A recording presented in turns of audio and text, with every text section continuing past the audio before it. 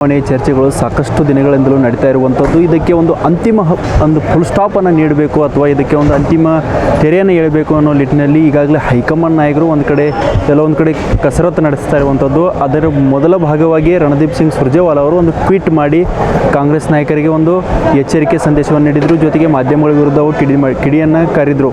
ಆದರೆ ಇದೀಗ ಮುಖ್ಯಮಂತ್ರಿ ಸಿದ್ದರಾಮಯ್ಯನವರು ಖರ್ಗೆ ಅವರ ಮನೆಯಲ್ಲಿ ಬಂದು ಅವರ ಜೊತೆ ಸುದೀರ್ಘ ಗಂಟೆಗಳ ಕಾಲ ಒಂದು 1.5 ಗಂಟೆಗಳ ಕಾಲ ಸುದೀರ್ಘ ಚರ್ಚೆಯನ್ನು ಮಾಡಿ ಮೀಟಿಂಗ್ ಮಾಡಿ ಮುಂದಿನ ನಡೆಯ ಕುರಿತು ಚರ್ಚೆಯನ್ನು ಮಾಡಿರುವಂಥದ್ದು. ಇದರಲ್ಲಿ ಪ್ರಮುಖವಾಗಿ ನೋಡಬೇಕಂದ್ರೆ ಯಾವಾಗ ರಾಜ್ಯ ನಾಯಕತ್ವ ಬದಲಾವಣೆ ಪ್ರಶ್ನೆ ಬರುತ್ತೋ ಆ ಸಂದರ್ಭದಲ್ಲಿ ಎಲ್ಲರೂ ಸಿದ್ಧರಾಗಿರಬೇಕು. ಯಾರು ಹೈಕಮಾಂಡ್ ಮಾತನ್ನು ಕೇಳಬೇಕು, ಎಲ್ಲರೂ ಕೇಳಲೇಬೇಕು. DK ಶಿವಕುಮಾರ್ ಆಗಲಿ ನಾನಾಗಲಿ ಎಲ್ಲ ರೀತಿಯ ಹೈಕಮಾಂಡ್ ಮಾತನ್ನು ಕೇಳಬೇಕು ಅನ್ನೋ ನಿಟ್ಟಿನಲ್ಲಿ ಸಹ ಅಲ್ಲಿ ಅಂದರೆ ಒಳಗಡೆ ಇಬ್ಬರು ನಾಯಕರ ಮಧ್ಯದಲ್ಲಿ ಈ ರೀತಿಯಾದ ಒಂದು ಚರ್ಚೆ ನಡೆದಿರುವಂಥದ್ದು. ಜೊತೆಗೆ ಸ್ಥಳೀಯ ಸಂಸ್ಥೆಗಳ ಚುನಾವಣೆಯಲ್ಲಿ ಕಾಂಗ್ರೆಸ್ ಪಕ್ಷದ ರೀತಿಯನ್ನು ಯಾವ ರೀತಿಯಾಗಿ ಪಕ್ಷವನ್ನು ಬಲಪಡಿಸಬೇಕು, ಜೊತೆಗೆ ಕಾಂಗ್ರೆಸ್ ಪಕ್ಷದಲ್ಲಿ ಯಾವ ರೀತಿಯಾಗಿ ನಾಯಕತ್ವವನ್ನು ಅಂದರೆ ಸ್ಥಳೀಯ ಮಟ್ಟದಲ್ಲಿ ಪಕ್ಷವನ್ನು ಬೇರು ಮಟ್ಟದಲ್ಲಿ ಗಟ್ಟಿಗೊಳಿಸಬೇಕು, ಈ ನಿಟ್ಟಿನಲ್ಲಿ ಕಾಂಗ್ರೆಸ್ ಗೆಲುವಿಗೆ ಯಾವ ರೀತಿಯಾದ ರಣತಂತ್ರವನ್ನು ಹೆಣೆಯಬೇಕು ಎಂಬ ನಿಟ್ಟಿನಲ್ಲಿ ಸಹ ಇಬ್ಬರು ನಾಯಕರ ನಡುವೆ ಚರ್ಚೆ ಆಗಿರುವಂಥದ್ದು. ಸುದೀರ್ಘವಾಗಿ ಚರ್ಚೆ ಆದ ಬಳಿಕ ಮುಖ್ಯಮಂತ್ರಿಯವರು ಇದೀಗ ಮಲ್ಲಿಕಾರ್ಜುನ್ ಖರ್ಗೆ ಅವರ ಮನೆಯಿಂದ ನಿರ್ಗಮಿಸಿದ್ರು.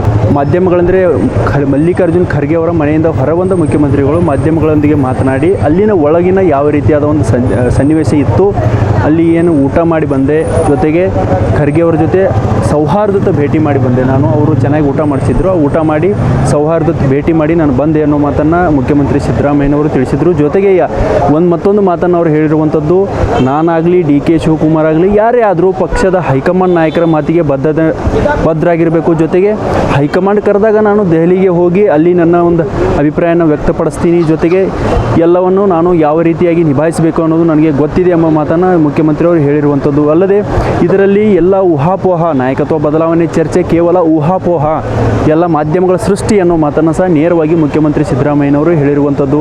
ಇವತ್ತಿನ ಸಭೆಯು ಸಾಕಷ್ಟು ಹೈ ವೋಲ್ಟೇಜ್ ಸಭೆಯಾಗಿತ್ತು. ಎಲ್ಲೋ ಒಂದು ಕಡೆ ಮುಖ್ಯಮಂತ್ರಿ ಸಿದ್ದರಾಮಯ್ಯನವರಿಗೆ ಖರ್ಗೆ ಅವರು ಒಂದು ವೇಳೆ ಸ್ಥಾನವನ್ನು ತ್ಯಜಿಸಬೇಕಾ ಅನ್ನೋ ಮಾತನ್ನು ಹೇಳ್ತಾರಾ ಅಥವಾ ನಾಯಕತ್ವ ಬದಲಾವಣೆ ಕುರಿತು ಚರ್ಚೆ ಆಗುತ್ತಾ ಅನ್ನೋದನ್ನು ಸಾಕಷ್ಟು ಜನರು ಅಥವಾ ಇಡೀ ರಾಜ್ಯ ರಾಜಕಾರಣದಲ್ಲಿ ಅದರಲ್ಲೂ ಕಾಂಗ್ರೆಸ್ ಪಾಳ್ಯದಲ್ಲಿ ತೀವ್ರ ಕುತೂಹಲವನ್ನು ಕೆರಳಿಸಿತ್ತು. ಆದರೆ ಅಂತಿಮವಾಗಿ ಆ ರೀತಿಯ ಯಾವುದೇ ಬೆಳವಣಿಗೆಗಳು ಇವತ್ತಿನ ಸಭೆಯಲ್ಲಿ ಕಂಡುಬರಲಿಲ್ಲ. ಆದರೆ ಒಂದಂತೂ ಇಲ್ಲಿ ಸಚಿವ ಸಂಪುಟದ ವಿಚಾರಣೆ ಬಗ್ಗೆ ಅಂದರೆ ಪುನಾರಚನೆ ಬಗ್ಗೆ ವಿಚಾರಿಸಿದಾಗ ಅಥವಾ ಮಾಧ್ಯಮಗಳ ಪ್ರಶ್ನೆಗೆ ಮುಖ್ಯಮಂತ್ರಿಯವರು ಹೇಳಿದರು, ಅದ್ರ ಬಗ್ಗೆ ಯಾವುದೇ ರೀತಿಯಾದ ಚರ್ಚೆ ಮಾಡಿಲ್ಲ. ಕೇವಲ ನಾವು ಮಾಡಿದ್ದು ಸ್ಥಳೀಯ ಸಂಸ್ಥೆಗಳ ಚುನಾವಣೆಯಲ್ಲಿ ಯಾವ ರೀತಿಯಾಗಿ ಪಕ್ಷವನ್ನು ಸಂಘಟಿಸಬೇಕು, ಯಾವ ರೀತಿಯಾಗಿ ವಿರೋಧ ಪಕ್ಷಗಳಿಗೆ ಪೈಪೋಟಿ ನೀಡಬೇಕು, ಹೇಗೆಲ್ಲ ಪಕ್ಷದ ಸಂಘಟನೆ ತಯಾರಿ ಆಗಿರಬೇಕು ಗ್ರಾಮ ಮಟ್ಟದಲ್ಲಿ ಅನ್ನೋದನ್ನು, ಸ್ಥಳೀಯ ಮಟ್ಟದಲ್ಲಿ ಅನ್ನೋದನ್ನು ನಾವು ಚರ್ಚೆ ಮಾಡಿದ್ವಿ ಅನ್ನೋ ಮಾತನ್ನು ಮುಖ್ಯಮಂತ್ರಿಯವರು ಹೇಳಿದರು.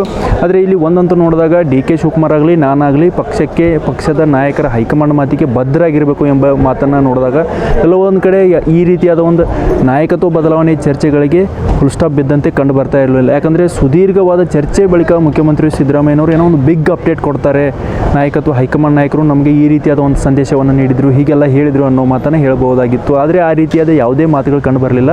ಆದರೆ ಮುಖ್ಯಮಂತ್ರಿಯವರು ಯಾವ ರೀತಿಯಾಗಿ ಎಂದಿನಂತೆ ತಮ್ಮ ಶೈಲಿಯಲ್ಲಿ ಈ ಮಾತುಗಳನ್ನು ಮಾಧ್ಯಮಗಳ ಮುಂದೆ ಹೇಳಿರುವಂಥದ್ದು. ಆದರೆ ಒಂದಂತೂ ಸತ್ಯ, ಯಾವ ಸಂದರ್ಭದಲ್ಲಿ ಹೈಕಮಾಂಡ್ ಕರೆಯುತ್ತೆ ಆ ಸಂದರ್ಭದಲ್ಲಿ ನಾನು ಹೋಗಿ ಹೈಕಮಾಂಡ್ ಮುಂದೆ ಹಾಜರಾಗ್ತೀವಿ. ಹೈಕಮಾಂಡ್ ಮುಂದೆ ನಾನಾಗಲಿ DK ಶಿವಕುಮಾರ್ ಆಗಲಿ ಯಾರೂ ಸಹ ಹೈಕಮಾಂಡ್ಗಿಂತ ದೊಡ್ಡವರಲ್ಲ ಅನ್ನೋ ಮಾತುಗಳನ್ನು ಸಹ ಮುಖ್ಯಮಂತ್ರಿ ಸಿದ್ದರಾಮಯ್ಯನವರು ಹೇಳಿರುವಂಥದ್ದು.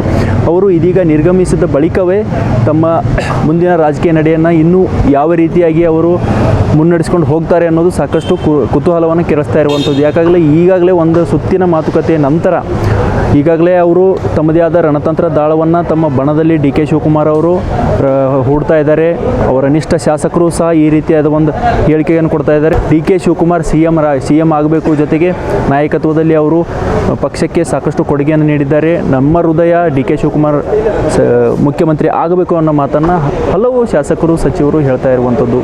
ಆದರೆ ಇದಕ್ಕೆ ಪ್ರತಿಕ್ರಿಯೆಯಾಗಿ ಸಿದ್ದರಾಮಯ್ಯ ಬಣವು ಸಹ ತಮ್ಮದೇ ಆದ ರೀತಿಯಲ್ಲಿ ಸಿದ್ದರಾಮಯ್ಯನವರನ್ನು ಮುಖ್ಯಮಂತ್ರಿ ಸ್ಥಾನದಲ್ಲಿ ಮುಂದುವರಿಸಬೇಕು ಅನ್ನೋ ನಿಟ್ಟಿನಲ್ಲಿ ರಣತಂತ್ರವನ್ನು ಜೊತೆಗೆ ತಮ್ಮದೇ ಆದ ರೀತಿಯಲ್ಲಿ ಸಭೆಗಳನ್ನು ಮಾಡಿ ಇದಕ್ಕೆ ಒಂದು ವೇಗವನ್ನು ನೀಡ್ತಾ ಇರುವಂಥದ್ದು. ಎಲ್ಲವನ್ನು ನೋಡಿದಾಗ ಇವತ್ತಿನ ಖರ್ಗೆ ಭೇಟಿಯು ಅಂತಿಮವಾಗಿ ಯಾವುದೇ ರೀತಿಯಾದ ಒಂದು ಫಲಪ್ರದ ಅಂದರೆ ಯಾವುದೇ ರೀತಿಯಾದ ನಿರೀಕ್ಷಿತ ಮಟ್ಟವನ್ನು ಮೀರಲಿಲ್ಲ. ಒಂದು ವೇಳೆ ಡಿ ಕೆ ಬಣ ಕಾದು ಕುಳಿತಿತ್ತು ಖರ್ಗೆ ಅವ್ರ ಜೊತೆ ಮುಖ್ಯಮಂತ್ರಿಯವರು ಮಾತನಾಡಿದ ಬಳಿಕ ಎಲ್ಲೋ ಒಂದು ಕಡೆ ನಾಯಕತ್ವ ಬದಲಾವಣೆ ವೇಗ ಸಿಗುತ್ತದೆ ಅನ್ನೋದು.